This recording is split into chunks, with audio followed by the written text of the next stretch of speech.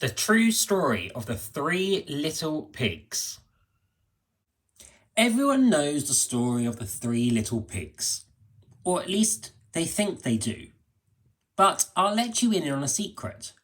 Nobody knows the real story, because nobody has ever heard my side of the story. I'm the wolf, Alexander T. Wolf. You can call me Al. I don't know how this whole big bad wolf thing got started, but it's all wrong. Maybe it's because of our diet. Hey, it's not my fault wolves eat cute little animals like bunnies and sheeps and pigs, but it's just the way we are. If cheeseburgers were cute, folks would probably think that we were big and bad too. But like I was saying, the whole big bad wolf thing is all wrong. The real story is about a sneeze and a cup of sugar. This is the real story. Way back in Once Upon a Time, I was making a birthday cake for my dear old granny. I had a terrible sneezing cold. I ran out of sugar.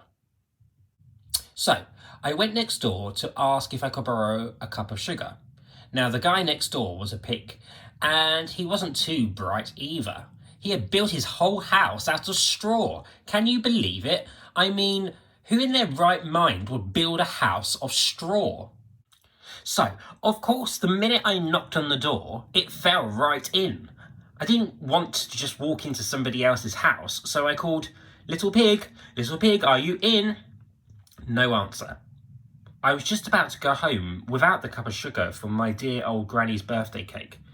Then, when my nose started to itch, I felt a sneeze coming on. Well, I huffed, and I snuffed, and I sneezed a great sneeze. I was feeling a little better, but I still didn't have my cup of sugar, so I went to the next house. The guy who lived there was the first little pig's brother. He was just a little smarter, but not much. He had built a house of sticks. I rang the doorbell on the stick house. Nobody answered. I called, Mr. Pig, are you in?" He yelled back, "Go away, wolf. You can't come in. I'm shaving the hairs on my chinny chin chin." I had just grabbed the door handle when I felt another sneeze coming on. I huffed and I snuffed, and I tried to cover my mouth, but I just sneezed a great sneeze. And you're not going to believe it, but this guy's house fell down just like his brother's. When the dust cleared, there was a second little pig, dead as a doornail. Wolf's honour. Now, you know food will spoil if you just leave it out in the open, so I did the only thing there was to do. I had dinner again. Think of it as a second helping. I was getting awfully full, but my cold was feeling a little bit better. And I still didn't have that cup of sugar for my dear old granny's birthday cake. So I went to the next house.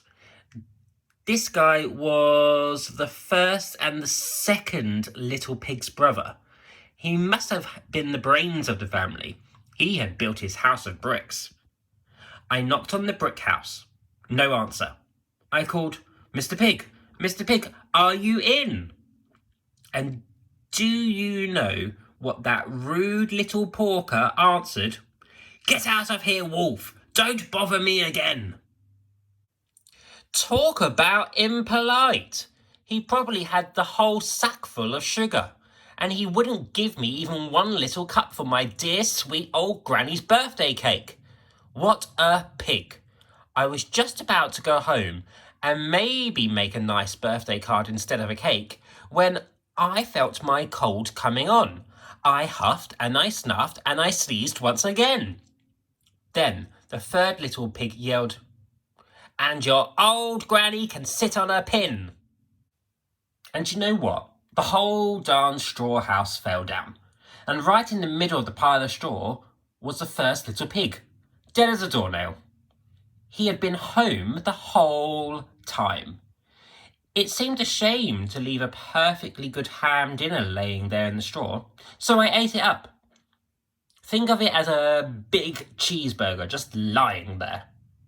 Now, I'm a pretty calm fellow, but when someone talks about my granny like that, I go a little crazy.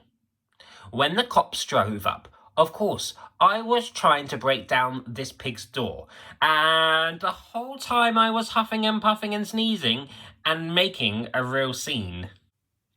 The rest, as they say, is history. The news reporters found out about the 2 pigs I had for dinner. They figured a sick guy going to borrow a cup of sugar didn't exactly sound very exciting, so they jazzed up the whole story with all that huff and puff and blow your house down, and they made me the big bad wolf. That's it. The real story. I was framed.